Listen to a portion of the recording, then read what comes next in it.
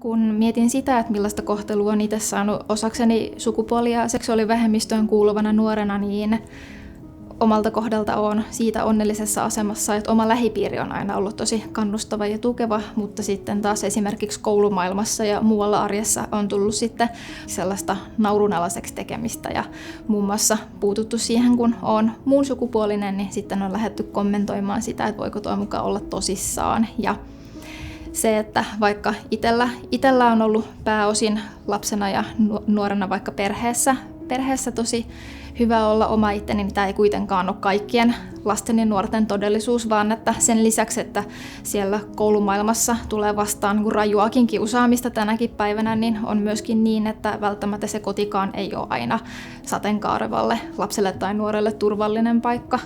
Tasa-arvolain mukainen syrjintä tarkoittaa sukupuoleen, sukupuoli-identiteettiin ja sukupuolen ilmaisuun kohdistuvaa häirintää tai perustuvaa häirintää. Ja tutkimusten mukaan edelliseen liittyvää häirintää ilmenee meidän koko koulutusjärjestelmässä, koulutuksen ja opetuksen käytännöissä ja koulutuksen kulttuureissa. Vihapuhe on yhteiskunnassa aika yleinen ilmiö ja sitä esiintyy vähän joka paikassa. Puolet tytöistä, nuorista naisista kohtaa seksuaalista häirintää erityisesti netissä, julkisilla paikoilla. Syrjivää kiusaamista kokee noin 1/3 tytöistä ja 1/5 pojista. Parhaat keinot lasten ja nuorten tasa-arvon edistämiseen on oikeastaan tällainen johdonmukainen tavoitteellinen tasa-arvotyö, varsinkin kouluissa. Eli vaikka lasten ja nuorten elämässä on paljon muitakin asioita, niin heidät tavoitetaan kaikki siellä kouluissa. Eli opettajilla täytyisi olla hyvä tasa-arvo-osaaminen. Tämä on aivan avainasemassa. Kouluissa pitäisi tehdä tasa-arvosuunnitelmat, joilla mietitään, miten meidän koulussa parannetaan tasa-arvotilannetta. Ja tietysti myös esimerkiksi urheiluvalmentajilla ja muilla täytyisi olla perustiedot tasa-arvon edistämisestä. Se, että kouluuupumus ja stressi on tosi sukupuolittunutta ja että tytöt kokee näitä enemmän, ei sinänsä yllätä, mutta on tosi surullista kuulla. Ja uskon, että tämä johtuu tosi paljon sellaisista tietynlaisista stereotypioista ja odotuksista, mitä sitten eri sukupuoliin liitetään. Tämä on iso yhteiskunnallinen asia, eli siihen täytyisi myös löytyä yhteiskunnalliset ratkaisut. Lainsäädännöllä voidaan tehdä jotain. Nettialustojen ylläpitäjillä on oma vastuunsa, mutta sitten tietysti ihan varhaiskasvatuksesta lähtien täytyisi opettaa tunnetaitoja, täytyisi keskustella yhdessä siitä, mikä on sopivaa käytöstä, mikä ei ole, mikä tuntuu pahalta, millä tavalla voi puuttua, jos näkee, että jotain vaikkapa kiusataan. Eli kyllä tähän tarvitaan tämmöistä laajan rintaman puuttumista tähän vihapuheeseen ja häirintään.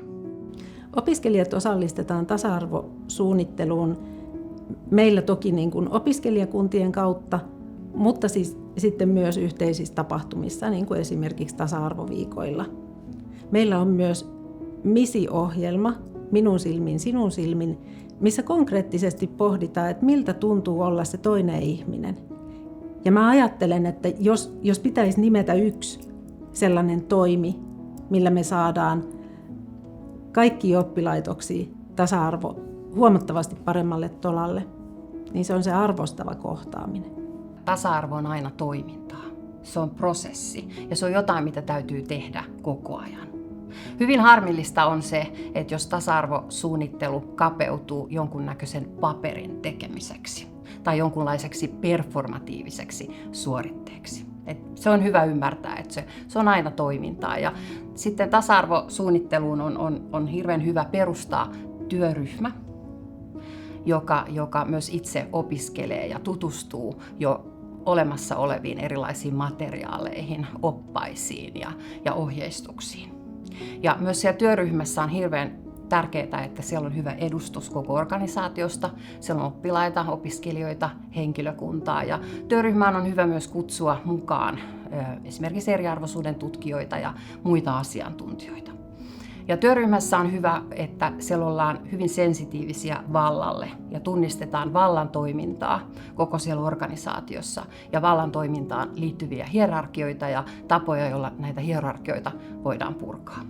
Jos mietitään sitä, että missä vaiheessa sukupuoli- ja seksuaalivähemmistöihin kuuluvia lapsia ja nuoria pitäisi erityisesti lähteä huomioimaan tai tukemaan, niin Me sanoisin, että jo ihan ennen heidän syntymää, että siellä sitten neuvolassa olisi tärkeää lähteä valmistamaan vanhempia kohtaamaan moninaisuutta ja tietynlaiset mallit ja mahdollisuudet olisi aina olemassa ja se tuki olisi aina olemassa lasten elämässä.